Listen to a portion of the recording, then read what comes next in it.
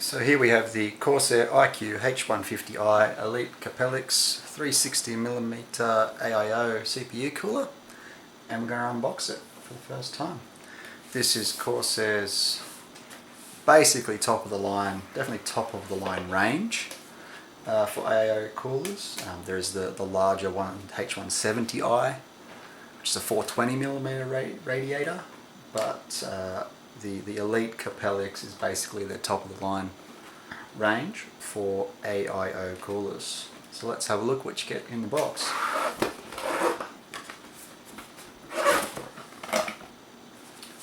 Safety and warranty guide, along with a quick, I guess like some instructions we'll check later.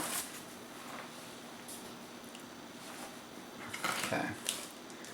Get rid of the accessories first. So a whole bunch of mounting brackets. We've got AM4 and the rest of AMD sockets as well, I guess. Intel 2011-2066. Allen key. Definitely won't be using that. Maybe I will. Very helpfully named MISC hardware.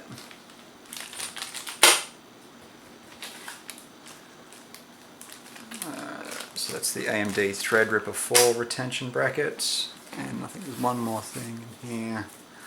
This is going to be the alternative CPU pump / cold plate combo cover, which is a much clearer. There's actually some stickiness on the back there that peel off, but it's basically a clear plate, so it really allows those Capellix LEDs to shine through. I think I will install that later on.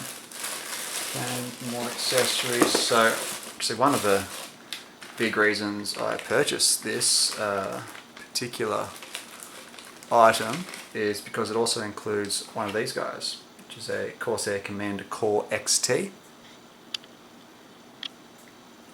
And that's going to allow us to plug all the 3 included ML120 fans that come with this item.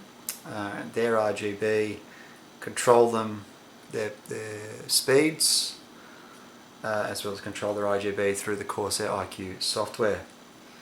I am also planning on, with the use of some adapters, plugging the rest of my RGB fans that I currently have in my system into this as well, because I basically want to use Corsair iQ software to control all the RGB in the system. It's much better. Currently it's basically running off the Gigabyte RGB Fusion 2.0 software, which is not the best in terms of different lighting effects and various things, in my opinion. So I'm hoping that I can get everything running on iQ. I've got some Corsair RAM at the moment, so I do have iQ installed, and I use that for the RGB on the Corsair RAM, and it is much better than the Gigabyte RGB. But the connectors are the RGB connectors, that is. They're not technically proprietary, but Corsair is kind of the only major brand that use that particular 4-pin socket. Let's see if I can show you there. A 4-pin socket there. So there are other brands that use 4-pin sockets, but slightly different, I guess, structure to it. But like I said, I've actually purchased some adapters to take your standard 3-pin ARGB header and be able to plug it into that. I have tested that they physically connect it properly. I have not yet tested whether they're going to enable me to control the existing RGB fans through iQ, but that is the plan. So like I said earlier, we've got 3 of these, I believe they're Corsair ML120 fans, magnetic levitation bearing, which is pretty cool. They're obviously each going to have a 4-pin Corsair RGB connector, as well as the 4-pin PWM. So 360mm radiator, so you're going to get 3 120mm fans. And then, of course, last but not least, is the main body.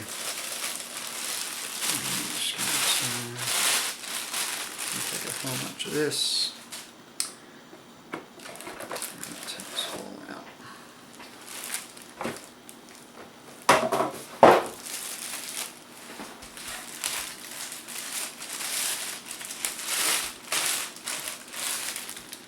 So here we have the main attraction, obviously, when you're buying an AIO cooler, is the AIO and the radiator.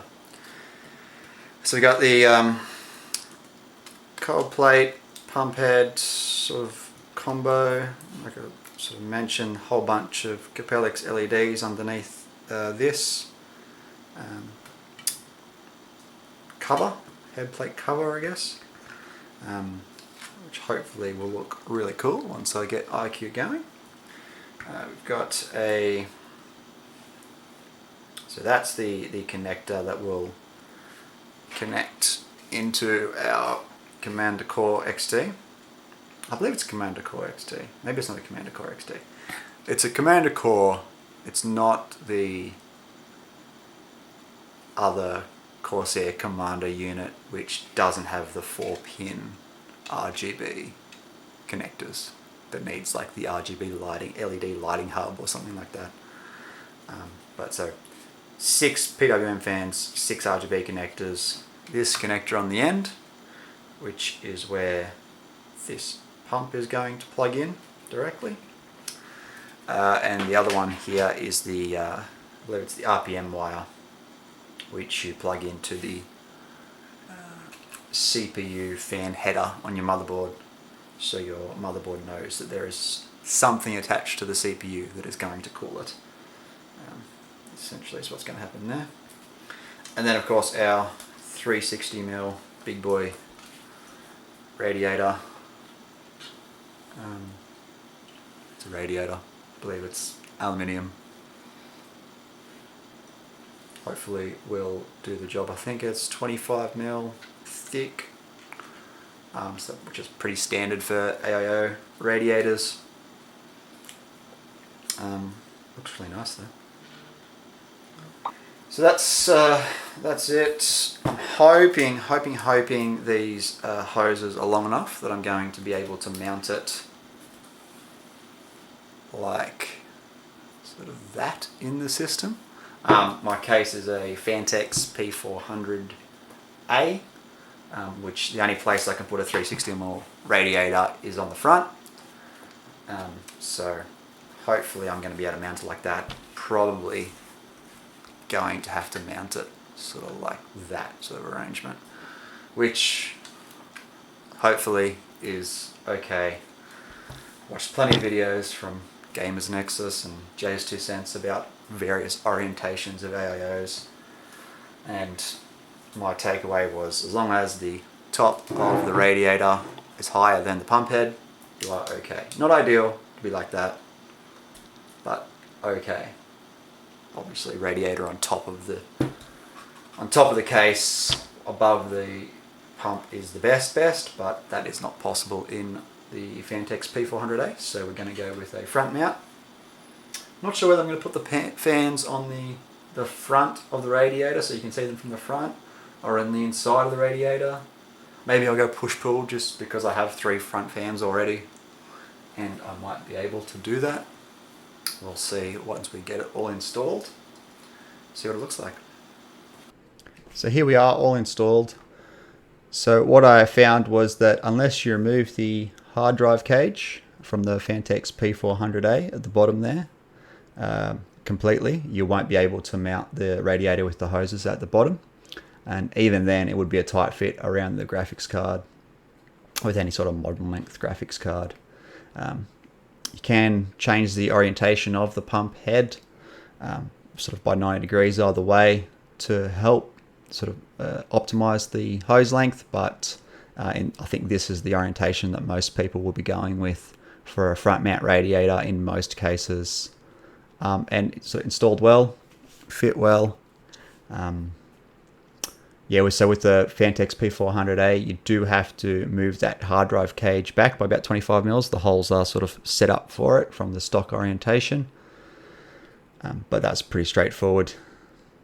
So I will cover the adapters that I used to get all the lighting working in a separate video.